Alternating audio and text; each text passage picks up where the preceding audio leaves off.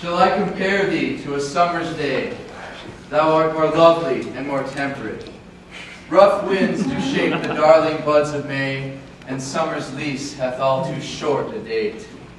Sometime too hot the eye of heaven shines, and often is his gold complexion dimmed, and every fair from fair sometimes declines, by chance or nature's changing course untrimmed. But thy eternal summer, nor lose possession of that fair thou owest. Nor shall death brag thou wanderest in his shade, when in eternal lines to time thou growest. So long as men can breathe and eyes can see, so long lives this.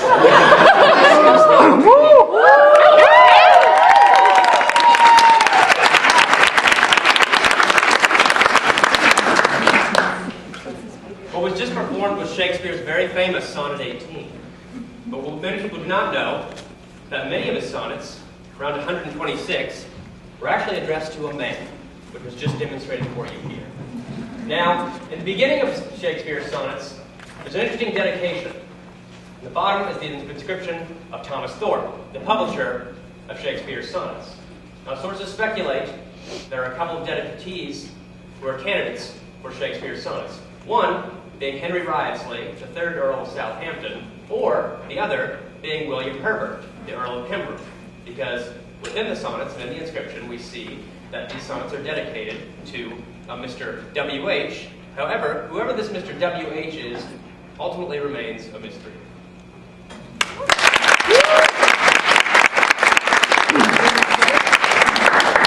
Ladies and gentlemen, we are the Fee, Fi, Fox, Mallet players. We'll be performing to you some very serious pieces on Shakespeare today. And I'm here as the master of ceremonies to make sure everybody, keeps it down a little bit, all right? After all that love, I think we need a shot of testosterone. So I call for Love Labor's Loss.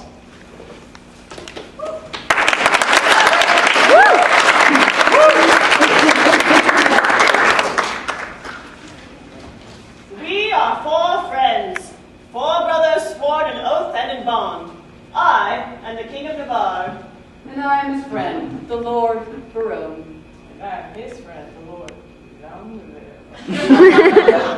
And I am his friend, the Lord Humane. We have come here together in the court of Navarre. And we have sworn to shut the doors upon ourselves for 3 years to study together. And no one, Especially women. shall enter our court.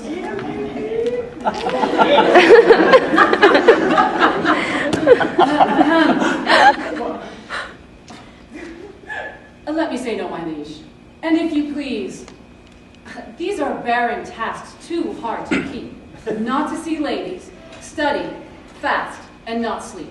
But I only swore to study with your grace, and stay here in your court for 3 years' space. You swore to that, Baron, and to the rest. Well then, by yea and nay, sir, then I swore jest. Baron, sit you out. Go home, Baron. Adieu. Well, no, my lord. I have sworn to stay with you.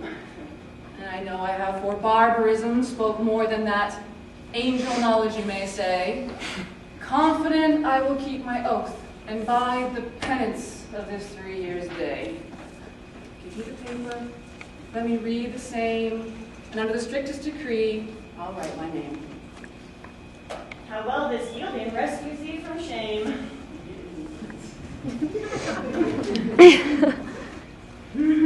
Item, that no woman shall come within a mile of my court.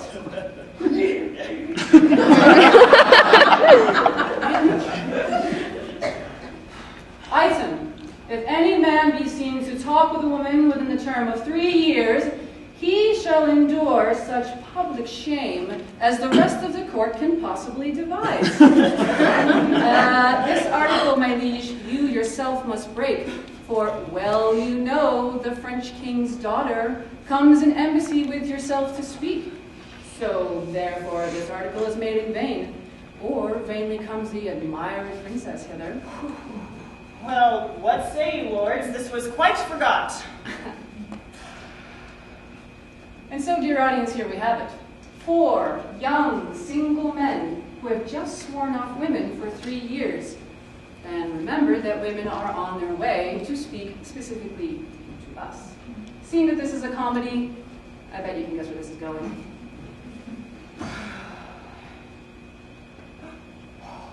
What's soft?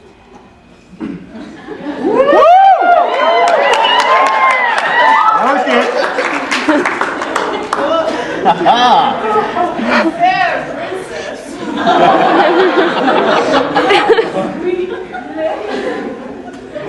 Now the lady. Oh, sweet lady, I would commend you to my own heart.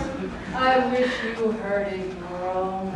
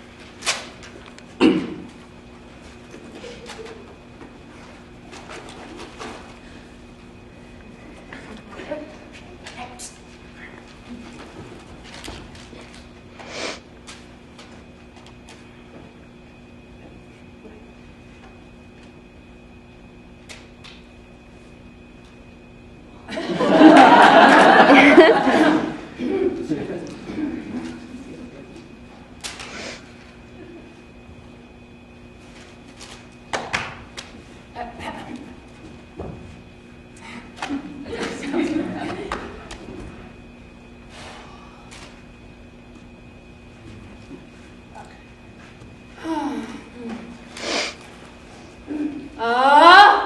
And I, forsooth, in love, I that have been love's whip, a critic, nay, a night watch constable over the boy, this wimpled, whining, half-blind, wayward boy, Don, Cupid, you know what I'm talking about. Regent of love rhymes, the anointed sovereign who sighs and groans. Liege of all loiterers and malcontents, dread prince of placards, king of codpieces. Oh, my little heart. Oh, and I, to be a corporal of his field, and wear his colors like a tumbler's hoop. What? I love. I sue. I seek a wife. A woman. It's like a badly made clock. Still ill repaired, ever out of frame, never on the right. You know what I'm talking about. But by watching it, it's still may go right. Oh, nay, to be perjured, which is worst of all. And of this race, I love the worst of all, of whitely wanton with velvet brow. I to sigh for her, to sue for her, to pray for her. Go to! It is a plague that Cupid will impose for my neglect on his almighty dreadful little mice. Well, I will love. Right, sigh, sue, groan. I do love. It has caused me to rhyme and be melancholy. There goes part of my rhyme. Here's it's my melancholy. Oh, by the world, I wouldn't care a pin if the other 3 were in. Oh, here comes one. And with a paper. Oh, God, give him grace to groan. Ay, me! Oh, proceed, sweet Cupid. Thou hast thumped him with thy bird gold. In faith. So sweet a kiss the golden sun gives not to those fresh morning drops upon the rose, as thy eye beams when their fresh rays have smote the night of dew that on my cheek down flows. The night of dew that nor shines the silver moon so half so bright through the transparent bosom of the deep, as doth thy face through this light of mine, thou shinest in every tear that I do weep. Now drop, but as a coach doth carry thee, so ridest through, triumphing in my woe. Doubt, behold the tears that swell in me, and they thy glory through my grief will show. But do not love thyself, then thou wilt keep my tears for glasses and still make me weep. O Queen of Queens, how dost thou excel? No thought can think nor tongue of mortal tell. How shall she know my griefs? Here, I'll drop the paper. Sweet leaves, shade folly. Who is he that's here? Longaville, I'm reading. Listen here. I have forsworn. In love I hope, sweet fellowship and shame. One drunkard loves another of the name. I could put thee in comfort by two that I know. I fear these stone lies. Let them go to move! Empress of my love. These numbers so like tears. And writing curls. Not the heavenly rhetoric of thine eye. Against whom the world cannot hold argument. This brings my heart to this false perjury. Vows for thee broke deserve not punishment. A woman, I forswore, but I will prove. Thou being a goddess, I forswore not thee. My vow was earthly, thou a heavenly love. Thy grace being king, whose all disgrace in me vows. Breath and breath of vapor is in thou, fair sun which on my earth doth shine. Is this vapor foul? In thee it is. Broken then, it is no fault of mine. If mine be broke, what fool's soul lies to lose an oath, to win a paradise. A goddess. God amend us, God amend, we are much out of the way. Whom shall I send that broken? Oh, come with me. Stay. Oh, heavens, I have my wish. Dumaine transformed. 4 woodcocks in his head.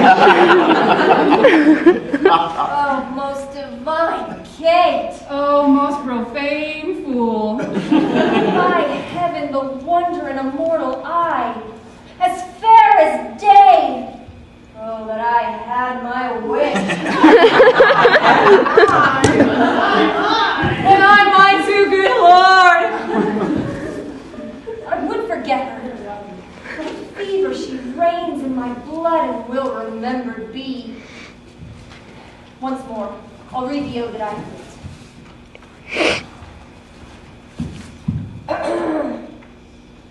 On a day, alas, the day, love, whose month is ever May. Spied a blossom passing fair, laying in the wanton air. Through the velvet leaves, the wind, all unseen, can passage find, that the lover, sick to death, wish himself the heaven's breath. Air, quoth he, thy cheeks made alone. Air, would that I might triumph so. But lack, my name is sworn, ne'er to pluck thee from my bone. This shall I send, and something else more plain that shall express my true love's fasting pain. Oh, would that the king, Verone, and Longaville were lovers too. Ill, to example ill, would from my forehead wipe a perjured note. For none offend, we're all alike who don't. To marry! It's far from charity. That in love's grace, that desirous and saying you may look well, but I shall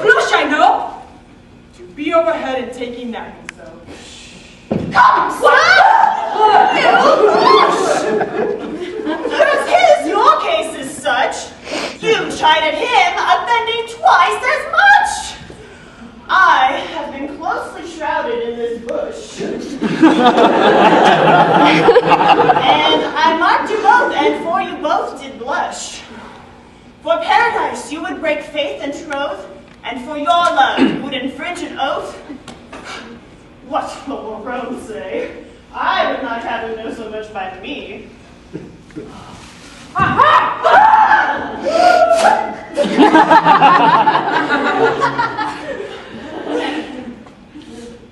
Oh, good my liege, pardon me, good heart. What grace dost thou have to reprove these worms for loving that I most in love? Gasped me. Oh, in your eyes there are no coaches, in your tears no certain princess appears. You'll not be perjured, tush, 'tis a hateful thing. None but minstrels like ghost song would hear.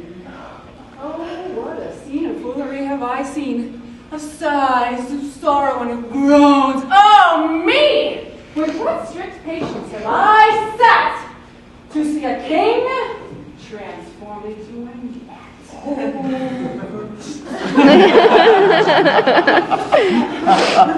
Where lies thy grief? Oh, tell me, good Dumaine, and gentle Longueville, where lies thy pain? And you, Alice, it's all about the breast. A coddle hoe. Too bitter is thy jest. Are we betrayed thus to thy overview? Oh, not you to me, but I betrayed by you. I, who am honest. I, who consider it a sin to break the vow that I am engaging in. I am betrayed by keeping company with moonlight men. Men of inconstancy. When would you hear that I would write a thing in rhyme, or groan for love, or spend a minute's time? When would you hear that I would praise a hand, or a face, a breast, a brow, a leg, a waist? I'm Soft! Whither away so fast? A true man or a thief who gallops so? I post from love. Now, good lover, let me go. What present hast thou there? Rome, read it over.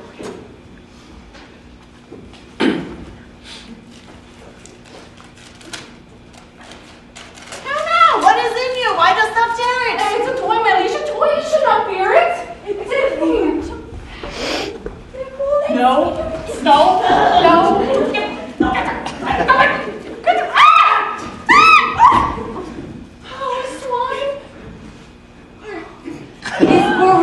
Writing. And here is his name.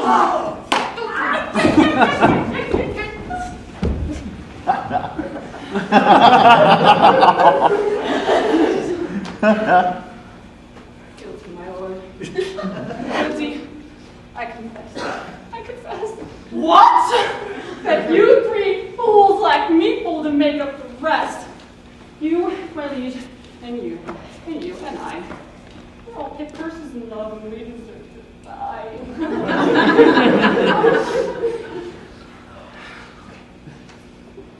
Sweet lords, sweet lovers, let us embrace.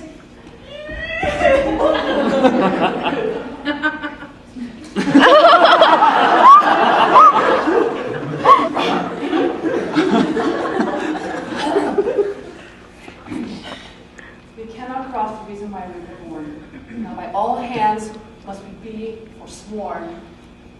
Did these rent lines show some love of thine? Did they, quoth you?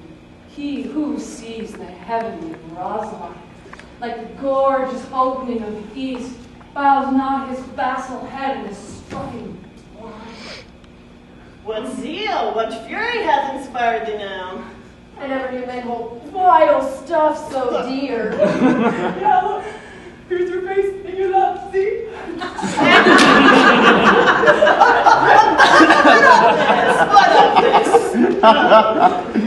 Are we not all in love?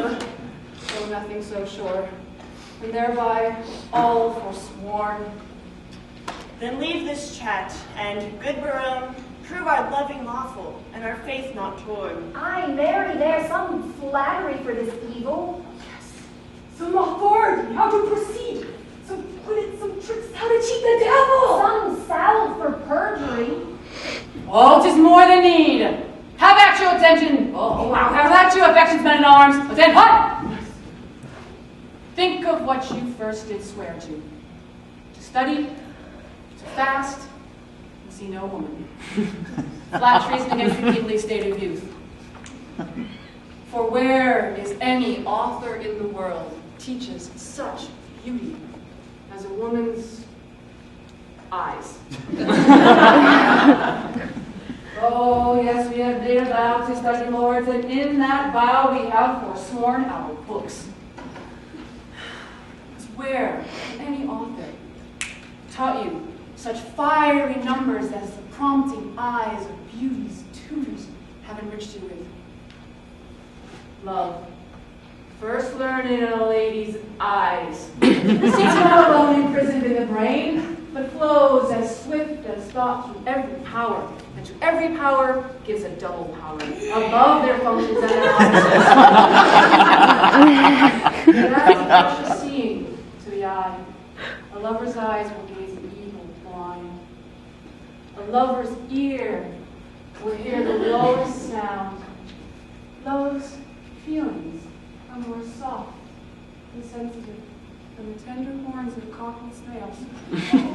Love's tongue will prove dainty Bacchus gross in taste. And when love speaks, the voice of all the gods makes heaven drowsy with the harmony. Never dares poet touch a pen to write till his ink is tempered with love's sighs. Why then his lines would ravish savage ears and plant in tyrants mild humility. From women's eyes this doctrine I derive. They sparkle still bright beneath the fire.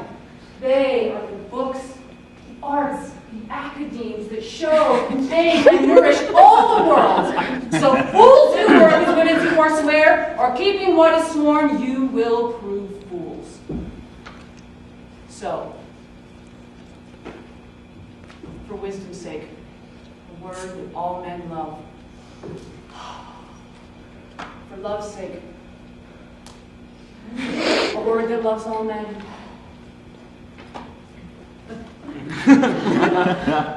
For men's sake, we authors of these women. And for women's sake, by whom we men are men! Let us once lose our oath to bind ourselves, or else we keep our oath and lose ourselves! Ooh, yeah.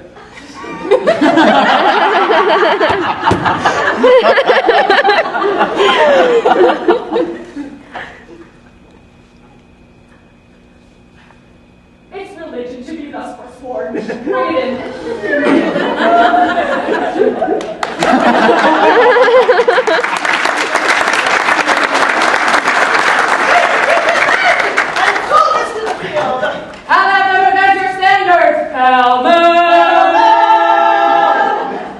Enough!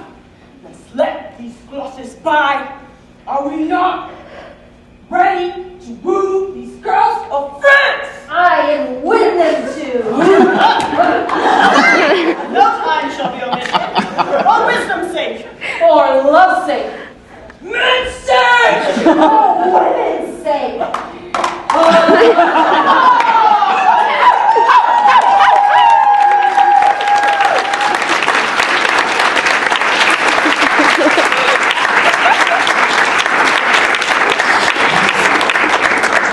Love's labor's lost.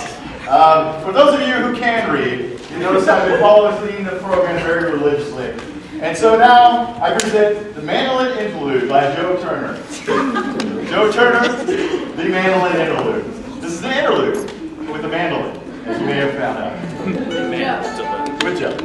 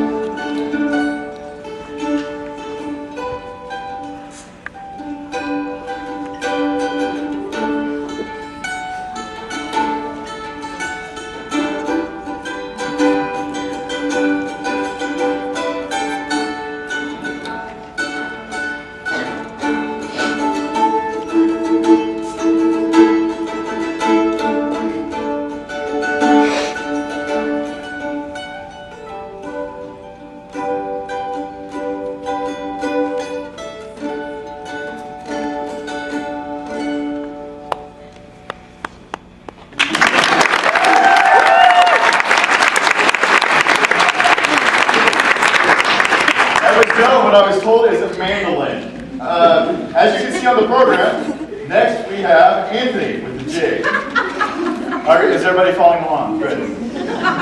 Still trapped mind, I memorized all of this beforehand. Clowns are fools. During the Renaissance, for a safety valve for unruliness, they used physical, scatological, body, and gross humor to amuse audience. That would be you. Okay. They were spiritually, morally, and physically resilient, and this is in a parenthetical, meaning they can take a lot of punishment. It has it right here. Will Kemp was a famous fool from Shakespeare time. He may have played Falstaff, but there's no actual written evidence of this. And it's surprising they read everything else down. A jig, which usually embodies song or dance based on folk tales. The jig here today is based on all the plays, because that's how we roll. We have read in our Shakespeare class. This jig may have been like something Will Kemp may have done. In honor of Will Kemp, master of the Morris dance and body humor, we present this jig. If you are fitted, then that is a good thing.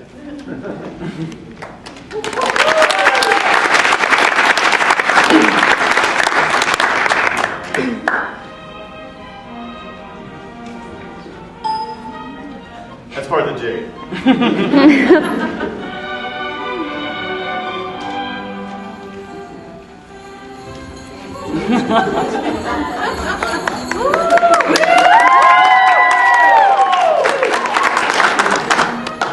Good afternoon, wandering moons and gentlemen.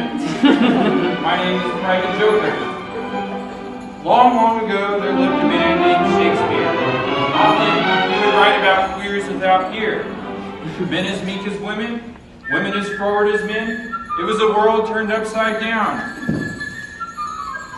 Upside down!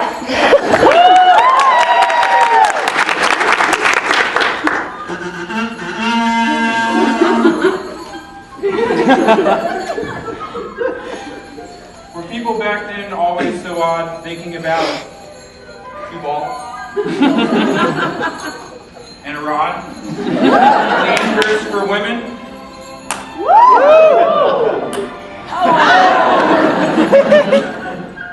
One more. That's what they thought back then. All's well that ends well, with fighting, flirting, and making babies. Take the Merchant of Venice and Twelfth Night, Fond of the Transvestite. Henry IV was quite sad, and was I glad when I did not have to read Much Ado About Nothing. It made me want to heave.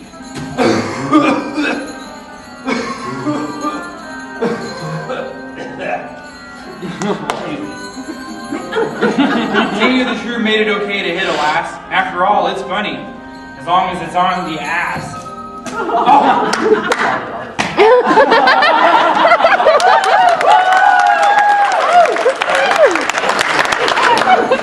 How many bears? Twin upon twin upon twin upon... I'm a bit lost. Last but not least, Venus and Adonis. When a woman loves a horse! 2 horses.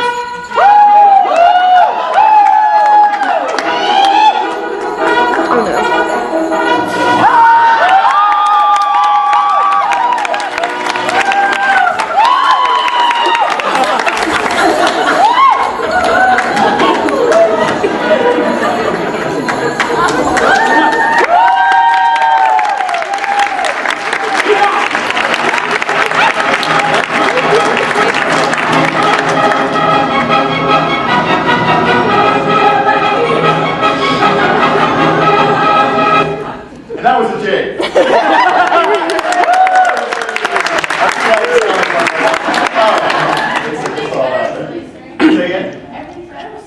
It is. Yeah. It's a scientific fact, and that's mostly the premise behind the whole show. All right, as my minions construct the next stage. As everybody knows, I've been following along religiously with the, what do they call this, a program. I was told by our patron, the great Lord Don Hedrick, something about that. He wants to make sure we're all prim and proper and make sure everything's in place. So thankfully, we've been following along quite well. Next up, we have a speech apparently by some person named Kate. I'm not real sure what that's about, but apparently we read it in class. So, I'm sure it's proper. I give you Kate's speech.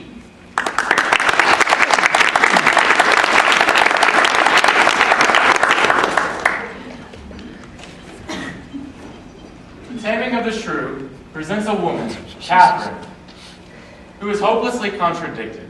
The men around her favor a submissive wife, while her demeanor is more prickly, and she is unafraid to stand up for herself. Finally, Petruchio enters with all the answers and makes Kate his wife under questionable circumstances. In this final scene at the wedding feast, the men have a contest to see who has the most obedient wife. The first man calls his wife, who replies, no. The second man calls his wife, who bids him come to her. Such shame. Finally, Kate is called for and drags in the other two peevish women to give her speech, interpreted in 3 ways.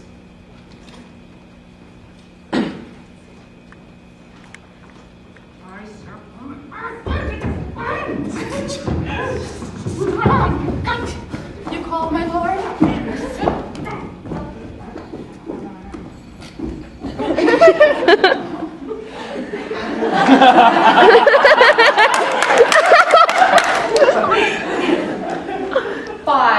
Five.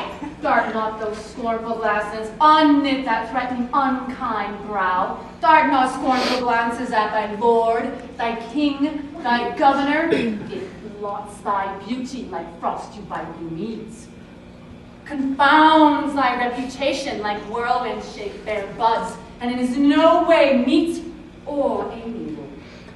A woman angry is like a fountain troubled, muddy, ill-seeming, thick, and bereft of all beauty.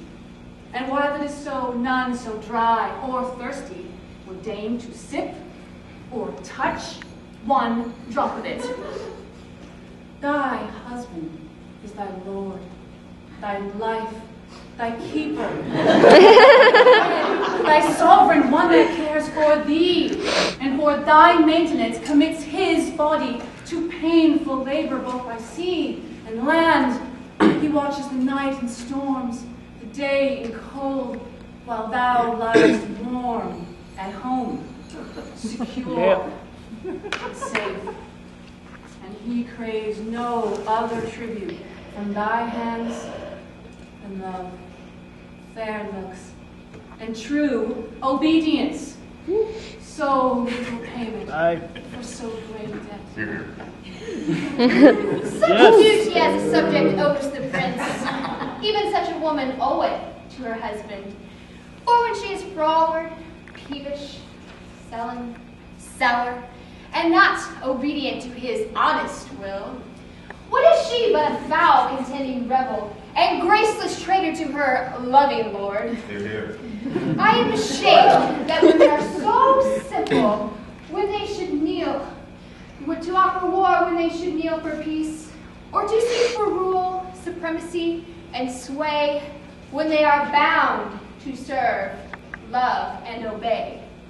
Why are our bodies so soft and smooth and weak?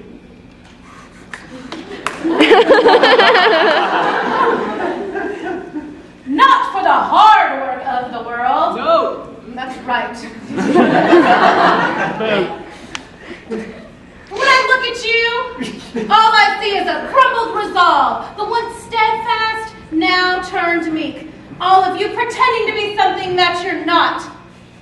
Well, I guess we'll just give up then. There's no point, right? And let our husbands walk all over the things that we've done. And if there's no point, I'll just give up my hand to make the, inevitable easier.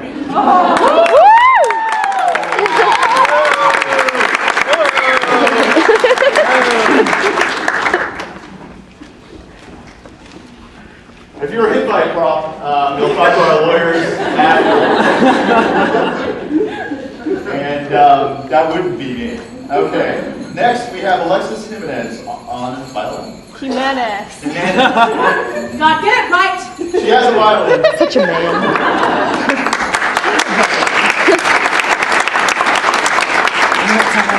Piece I'm going to play is called Stardust, and it's by Monty, and it is sort of a gypsy piece. It's got several variations. I'm just going to play the first one. Of course, the Renaissance was a time of gypsies and music and dancing and all that jazz, so it's really just an excuse for me to play the violin.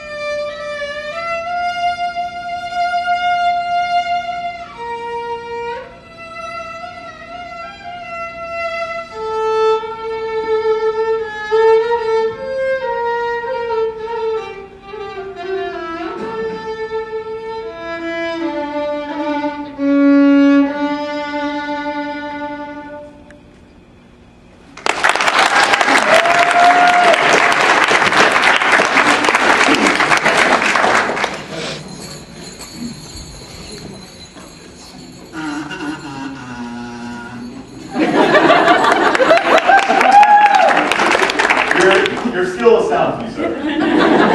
As you may know, we've been talking about women's problems and all the problems that women have. But it's okay, rowdy women. It's fine. But luckily for the rest of us, oh, the pipe, yes. If anybody has seen the pipe, okay. I promised a lot of things. But luckily for us, the doctor's is in Wandering Womb Skit.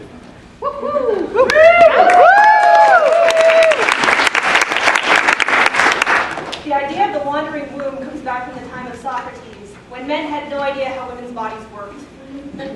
I don't think they still do. But the idea behind the wandering womb was that the womb was its own little animal inside of a human female. And if it was angry, it would move. So anytime it would move, women would get these mood swings and the men had to try and fix them. And if they ever got to your head, you went hysterical. So, just so you know, none of us don't believe in any of this. No. What?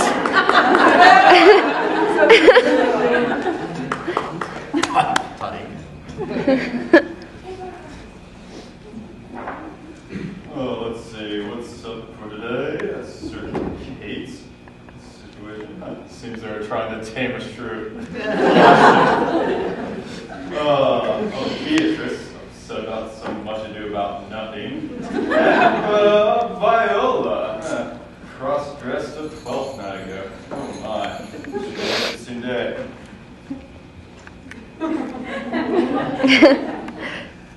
Hello, Miss Catherine, I presume? Yes. Do you mind if I were to go ahead and call you Kate? Well, you're a man, so you're going to call me whatever you want anyway.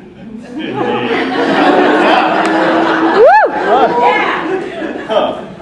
So, I have a couple things written down with the nurse. You're describing your situation. Seems you are having some issues with your family, particularly your father. Okay. I was sent here because sometimes I slap people, sometimes I stomp on their feet, and sometimes I verbally abuse people. My theory is they're stupid and deserve it. I see. That is quite the situation there. You're failing to listen to your father. Oh my. What a problem indeed. You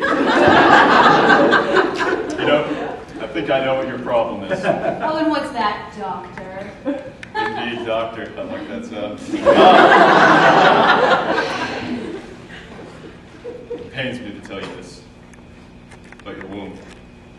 is wandering.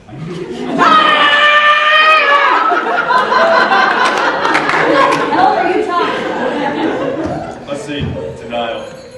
Typical of the wandering. But you see, the wandering womb is an ancient medical affliction that us doctors have known about for many years. In fact, it goes back to the days of Hippocrates. In fact, my motto as a doctor is do no harm and keep the wandering womb pinned down. I don't have a wandering womb. I'm just pissed off at my dad. As I suspected as much. You see, the wandering womb, being like an animal, it has its own animal-like tendencies. It tends to be repulsed by such foul smells. However, there's a simple solution we can use.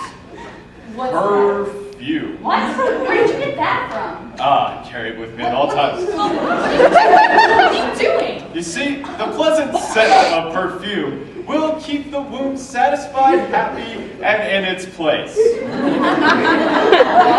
Yes. However, this is a temporary solution. I'm going to have to prescribe something a little bit stronger to keep it in its place for longer. Oh boy. And let's see here. Yes, a husband. Senor Patricia. Here's one of the men I keep on hand just in case. Thank you very much.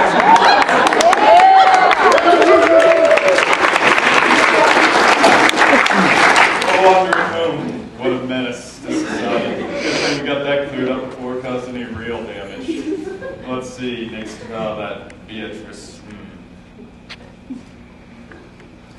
Miss Beatrice, how are you doing this fine day? I'm a little angry. How so? Benedict. Benedict, huh. The nurse wrote down a certain Signor Benedict. You profess to love him, no? Well, no. He told me that he loved me, but he won't kill Claudia, so he must not love me. Oh my. Signor Claudio, was it? Why does he need to die? He shamed my cousin and he killed her. Oh, well, that sounds like a reasonable explanation. The nurse says here that your cousin is not dead. Not physically, no, but might as well. I see. This is troubling indeed. Your judgment seems to be impaired somehow. The logic that you come up with, that Signor Benedict should kill his best friend for not killing your cousin, seems a bit flawed. I think I understand what is wrong with you. You have the wandering womb. Yes. You see, when your womb tends to wander around, very many reasons, women your age, it's quite common. But in your case, this is particularly bad because it seems to have gotten into your brain. As we all know in the medical profession, the woman's brain is considerably smaller than a man's. I'm a doctor. And because its size is smaller, it allows the womb to creep in. And once it creeps into the skull, it expands a little bit, causing pressure on the brain, which impairs your decision making, which has led to this drastic turn of events I just feel. So, I think I have a solution for your issues. You profess to love Signor Benedict, correct? No, not.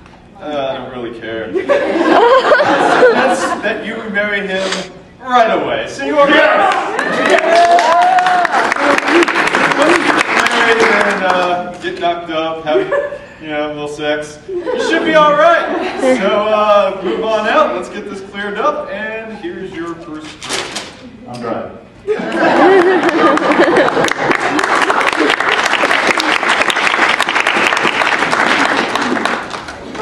Two wandering wounds in one day. Oh my. Hopefully I can get this viola cleared up without too much issue. Let's see. What was her issue again? Cross-dressing.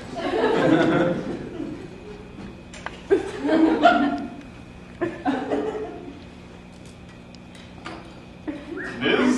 Viola. see.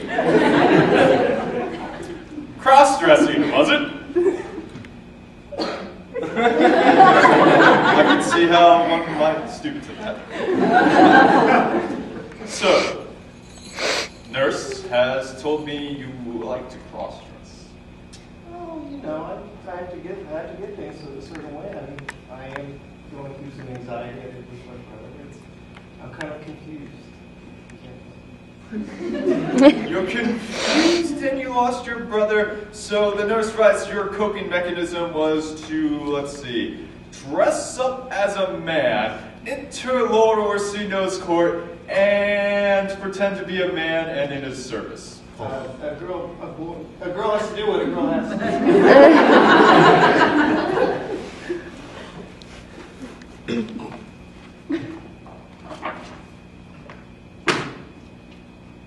I'm afraid to tell you this. It is perhaps the worst possible conclusion to your situation, but I feel the evidence is unpleasant. Your womb is what I call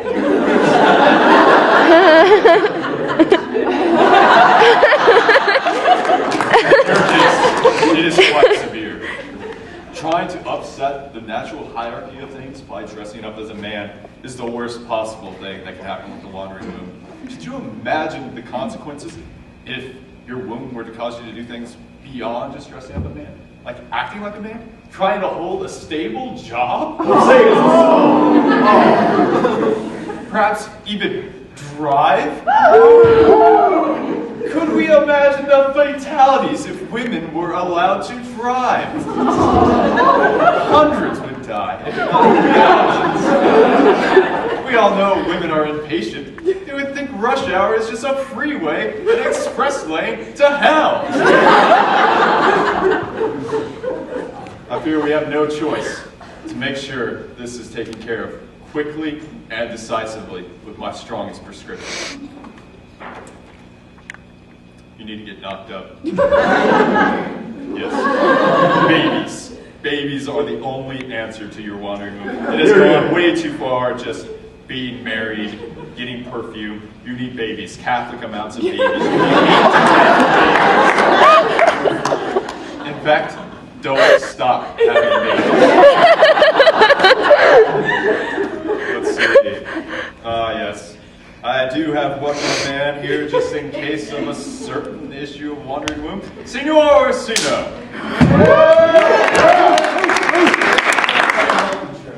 Of course. Every major health care provider knows that the wandering womb is a major affliction. They'll cover the wedding costs and everything. You're welcome, sir. Have a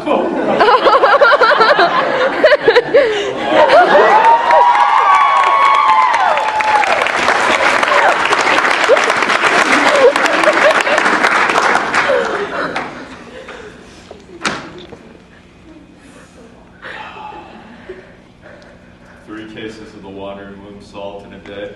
I believe it's fitting for a manly monologue. I've saved many women today.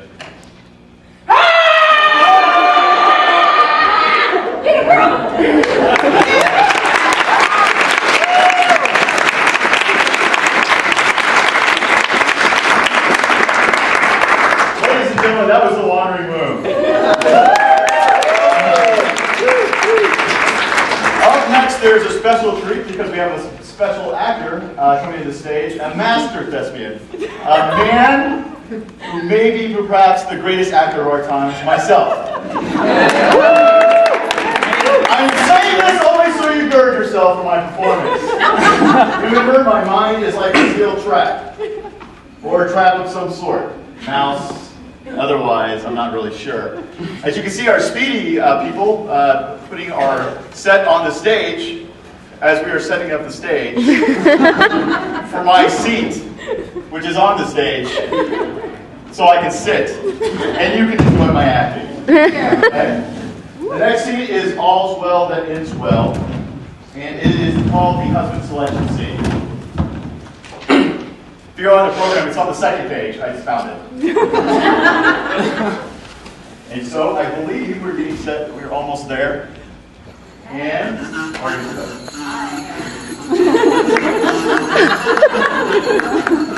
Oswald the Enfield is yet another of Shakespeare's untraditional and non-formative love stories. Our heroine, Helena, is a poor physician's daughter who's fallen helplessly in love with Bertram, the son of a countess, who's way out of her league. Bertram is called to the king's court, and they learn that the king is gravely ill.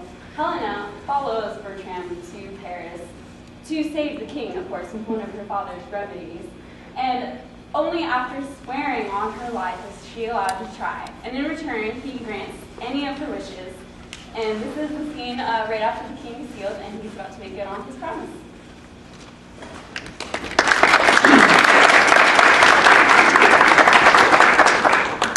It's a king without his crown.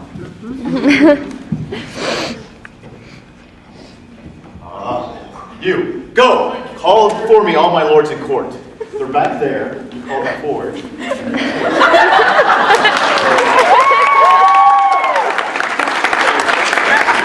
thy preserver, by thy patient side, and with this helpful hand, whose banished cinches thou hast repealed, a second time receive the confirmation of my promised gift, which but attends thy naming.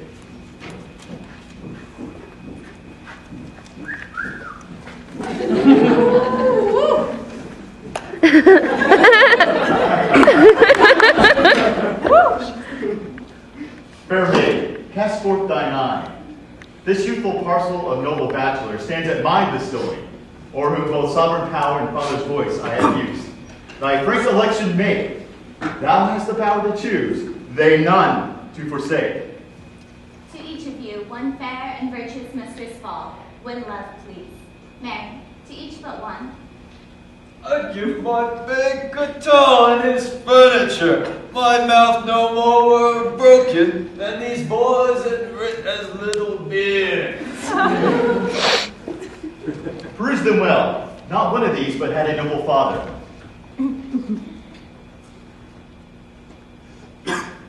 Gentlemen, heaven hath through me restored the king to health. We understand, and thank heaven for it. I am a simple maid, and very wealthiest that I protest, I am a simple maid. Your Majesty, I have done already. The blushes of my cheek thus whisper me, we blush that thou should choose, but be refused. Let the white death set upon my cheek forever, will never come there again. Make choice and see, who shuns thy love, shuns all his love in me. Now, Diane, from my altar do I fly, into to imperial love, that God most high, do my sighs stream. Sir, will you hear my suit? And grant it. Thanks, sir. All the rest is mute. I'd rather be in this chest throwing Amses for my life. Amses? I have no idea what it means. I'm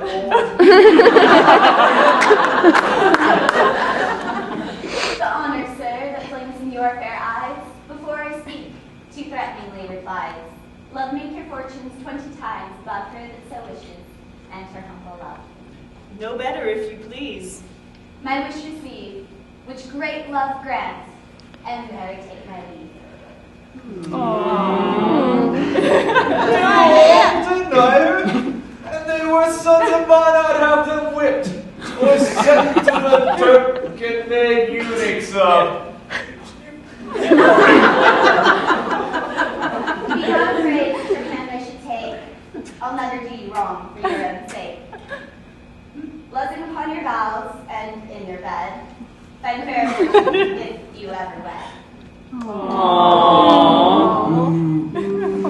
These boys are boys of ice. They'll never have her. Sure, they are bastards to the English. The French never begot them. Wait. You're too young, too fair, and too good to make yourself a son out of my blood. You think that's so? There's one grape yet. I'm sure that father drunk wine. But be set not at loss. I'm a youth of 14. I know thee already. I dare not say I take you, but I give me in my service, in ever whilst I live, into your guiding power. This is the man. Why then, young Bertram, take her. She's thy wife. My wife, my liege? I shall beseech your highness, in such a business, give me leave to use the help of mine own eyes. Knowest thou not, young Bertram, what she has done for me? Yes, my lord, but never hoped to know why I should marry her. Thou knowest she rose me up from my sickly bed. What follows it, my lord? To bring me down must answer for your raising. I know her well. She had her breedings at my father's charge. A poor physician's daughter. My wife? Disdain! Rather corrupt me ever. Whatsoever title thou disdainest, that which I can build up. Strange is it that our blood of color, weight, and heat, poured all together, quite confound distinction. Better run. If she is all that is virtuous, except what thou dislikest, a poor physician's daughter thou dislikest, a virtue of a name, a virtue of a name. Fine. Do not so. But do not so. There we go. But do not so. But do not so. From lowest place, virtuous things proceed. From lowest place, virtuous things proceed. The place is dignified by the doer's deed. We're great additions. Great additions, swell, and virtue none. It is a dropsy honor. Good alone is as good. Good alone is as good as his name. Vile is also so. The property of what it is what it should be, not the title. She is good, young, and fair. And in that she is in nature's immediate heir. That breeds honor. 'Tis honor scorn, line, Which challenges itself. which challenges itself. Line, as honor's born. Line. Not like the sire. It is not like the sire. Honors thrive. Honors thrive. Rather from our acts. Well, rather from our acts, they are derived. I've got 2 words.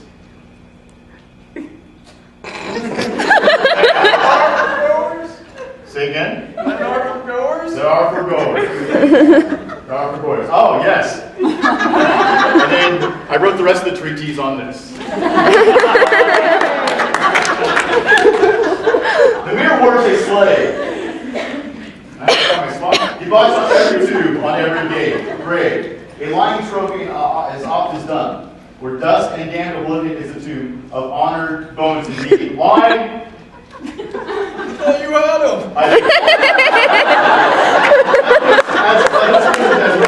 I can create the rest. Virtue, and she is her own dower. I cannot love her, nor will strive to do it. Thou wrongst thyself, if thou strives to choose. Your Majesty, that you are well restored, I am glad. My honor is at the stake, in which I must produce my power. Take her hand, or I will forever cast thee from my care. That's I'm a king, so that's a bad deed. Take her hand, or I will loose my revenge and hate upon thee. Speak thy choice. Pardon, my gracious lord. I see that where great creation and dole of honor bids where you receive it, I find that she, which in my thoughts was most base, is now the praised of the king, and worthy and most ennobled so. Take her hand, she is thine. I take her hand. Yeah. Good fortune and favor smile upon this contract.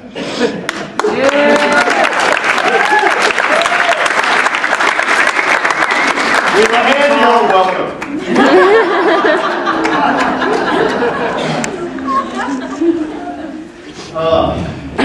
Stick around, it's a little tight. Thank you.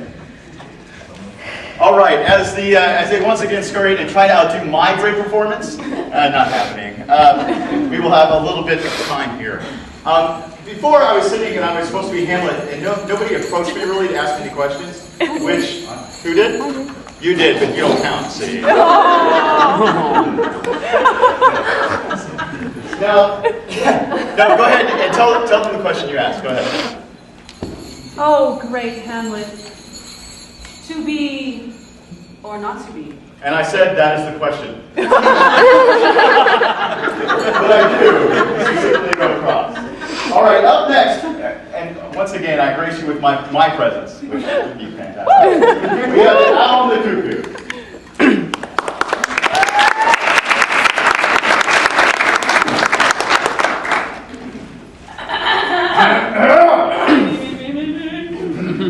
The song I'm going to sing, that we are going to sing, is called The Owl and the Cuckoo. It is a traditional English folk ballad, and it was included by Shakespeare in Love, Labour's Lost, the scene that you saw not that long ago, starring a fantastic actress whose name I forget. Okay, so basically, there are two birds. We have the owl, which represents winter, and we have the cuckoo, which represents spring. The call of the cuckoo is, of course, cuckoo. In Shakespeare's time, there was a term called cuckold, which, you need to know, was a man whose wife was cheating on him. So the song of the cuckoo instilled a little insecurity in men. And that is what we're going to sing about. And we will start with spring.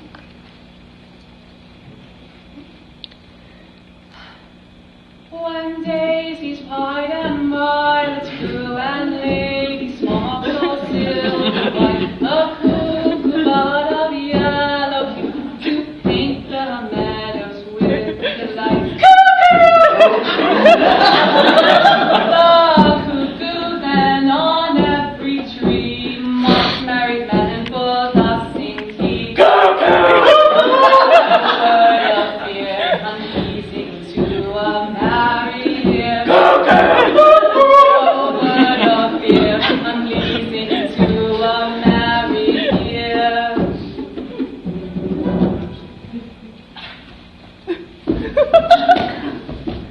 And now, winter. When icicles hang by the wall and Dick the shepherd blows his nail, when Tom gets dogs into the hole and Bill comes rolling home in hell, when love is fixed and ways be found, then nightly sings the staring owl, to which, to whom, a merry note, while greasy Jones up kill a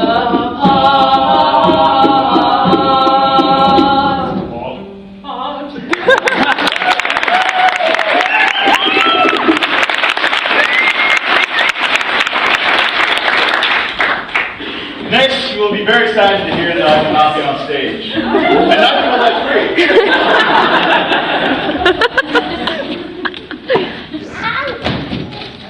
All right, there is a little bit of a mess. That's on purpose, okay? As long as nobody has been physically... Has anybody been harmed by flying pipes or silly string? Oh, no. Let me just tell you, from the bottom of my heart, you chose to sit in the road.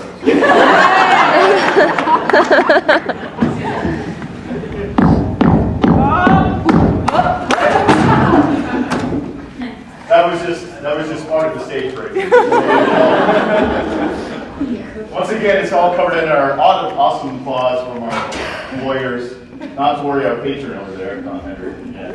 Also, towards this is maybe one of our final presentations. At the end, we want everybody to be very calm. We've been told that we've been a little bit rowdy in here, and so everybody just calm down a little bit and just try to take it down a notch. Okay? We'll be very strict. We'll have a very proper ending, okay? We'll battle out, and then if we can do it one person by person, just leave in order. That would be great. I would do it alphabetically, but I can't count. Okay? All right. Is the stage set? Line? No? Okay. Oh, we don't know? It's up to the luscious Venus. The luscious. Is the luscious Venus? Okay.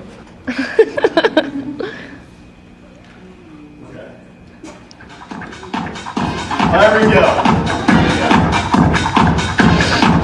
Ladies and gentlemen, I'd like to present the ever-effervescent and luscious Venus!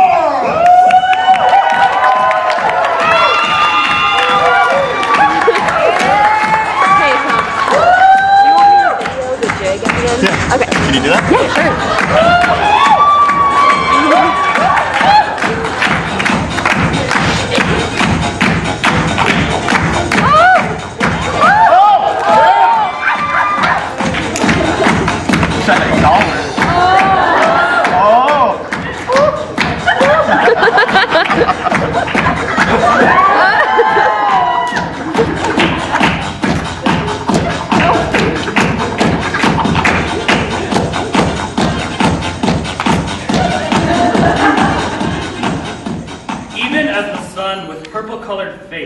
hath taken his last leave of the weeping morn.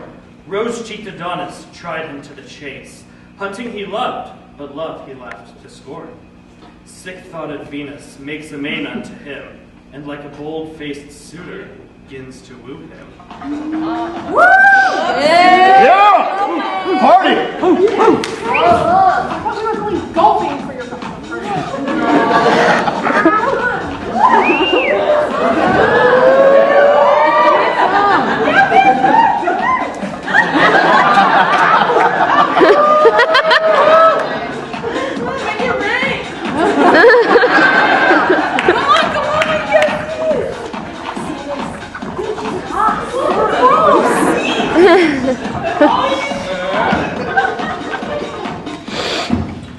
Thrice fairer than myself, thus she began, the field's chief flower, sweet above compare, staying to all nymphs, more lovely than a man, more white and red than doves or roses are. Nature that made thee with herself at strife, saith that the world hath ending with thy life. Well, hello there, Mr.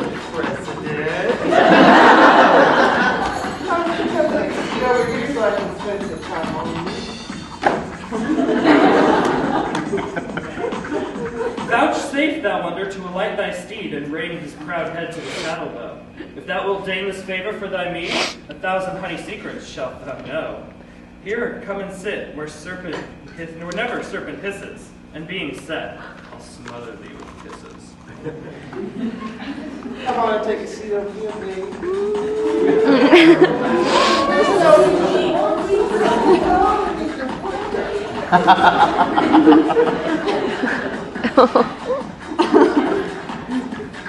Put that on, babe.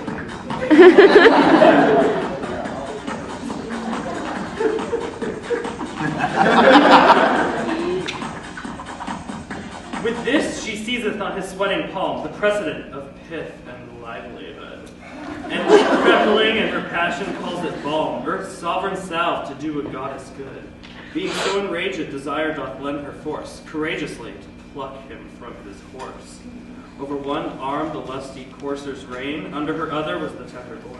And the dull disdain, with lead and appetite as she red and hot as coals of glowing fire. He red for shame, but frosty in desire. The studded bridle on a ragged bough, nimbly she fastens. Oh, how quick is love! The steed is stalled up, and even now to tie the rider she begins to prove. Backward she pushed him, as she would be thrust, and governed him in strength, though not in lust.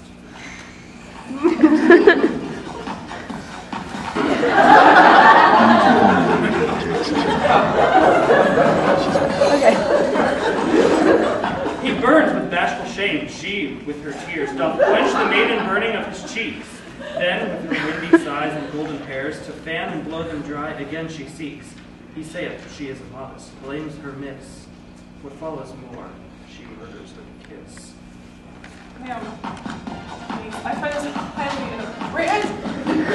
Oh, yeah. I have been wooed as I entreat me now, even by the stern and direful god of war, whose sinewy neck in battle ne'er did bow. Who conquers where he comes my every jar, yet hath he been my king and my slave.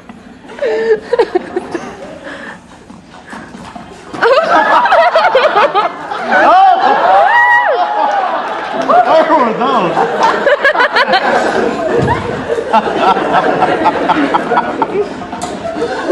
It's okay, child. CEOs, congressmen, rappers, you can feel all right. Ain't all right. Let me see someone else carry on. Thou canst not see one winkle in my brow. Mine eyes are gray and bright and quick in turning. My beauty as the spring doth yearly grow. My flesh is soft and plump, my marrow burning. My smooth hand moist, were it thy hand felt, would in thy palm dissolve, or seem to melt. I'm still pretty put together before children from 5 minutes. No wrinkles, no cellulite. Fine, lifeless picture, cold and senseless stone. Well-painted idol, image dull and dead. Statue contenting but the eye alone. Thing like a man, but of no woman bred. Thou art no man, though of a man's complexion. For men will kiss, even by their own direction.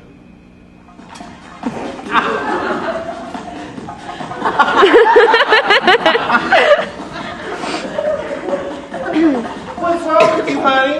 Do you play for the? You bet for the other team? Oh, let me guess. Your shoe size doesn't agree with your anatomy.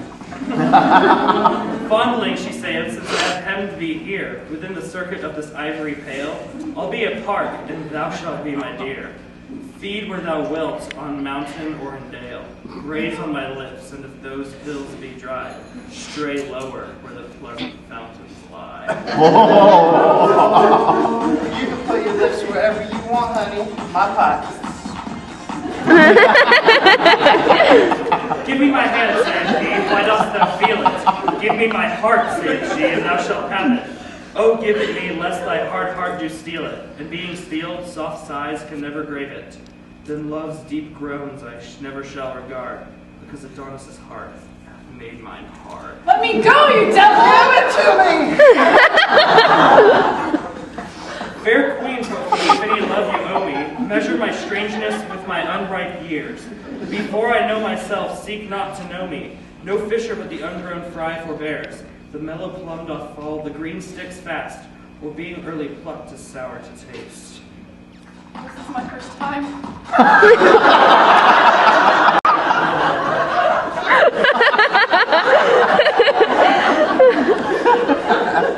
Now let me say good night, and so say you. If you will say so, you shall have a kiss. Good night, quoth she, and ere he says adieu, the honey fee of parting tendered is. Her arms do lend his neck a sweet embrace. Incorporate then, they seem, face grows to face. I need to go find my friends. I think they left me here. If I give you $1, will you let me go? Fine, you can kiss me on the cheek. But that's it!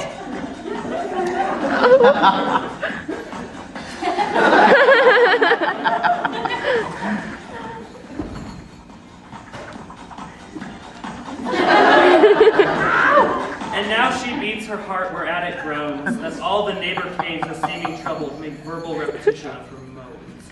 Passion on passion deeply is redoubled. Ay me, she cries, and 20 times, woe, woe. And 20 echoes 20 times cries so. Oh, me.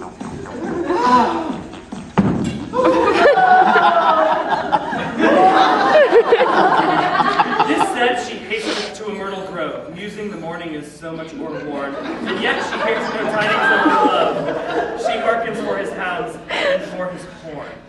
Anon she hears them chant it lustily, and in all haste she coasteth to the cry.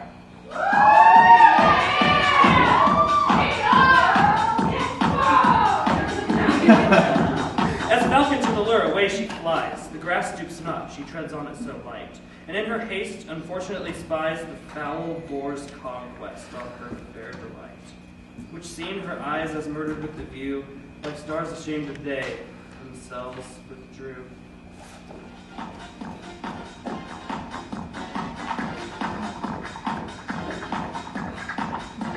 But this foul, grim, and urchin-sprouted boar, whose downward eye still looketh for a grave, ne'er saw the beauteous livery that he wore, witnessed the entertainment that he gave. If he did see his face, why then I know he thought to kiss him, and hath killed him so. I cannot believe you went to Deborah's private. Had I been tooth like him, I must confess, with kissing him, I should have killed him first. But he is dead, and never did he bless my youth with his, the more I am accursed. With this she falleth in the place he stood, and stains her face with his congealed blood.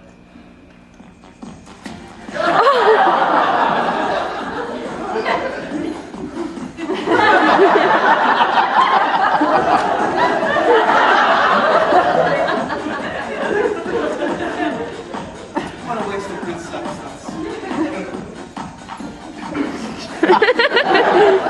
By this the boy that by her side lay killed was melted like a vapor from her sight, and in his blood that on the ground lay spilled, a purple flower sprung up, checkered with white, resembling well his pale cheeks and the blood which in round drops upon their whiteness stood.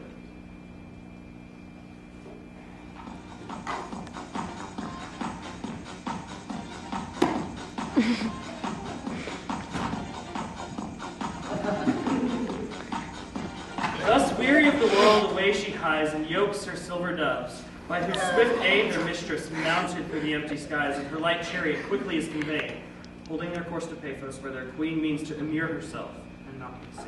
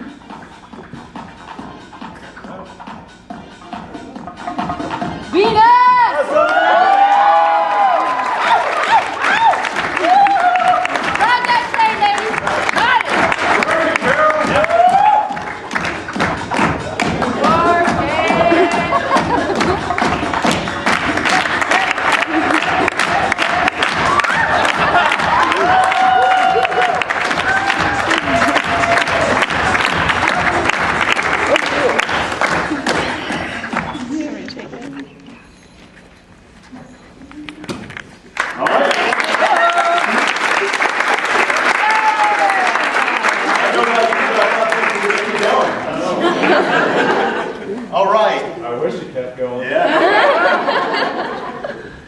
Don't want that one to wander. All right, here we go. Ladies and gentlemen, this is the V5 folk metal players. If you can all come up, please.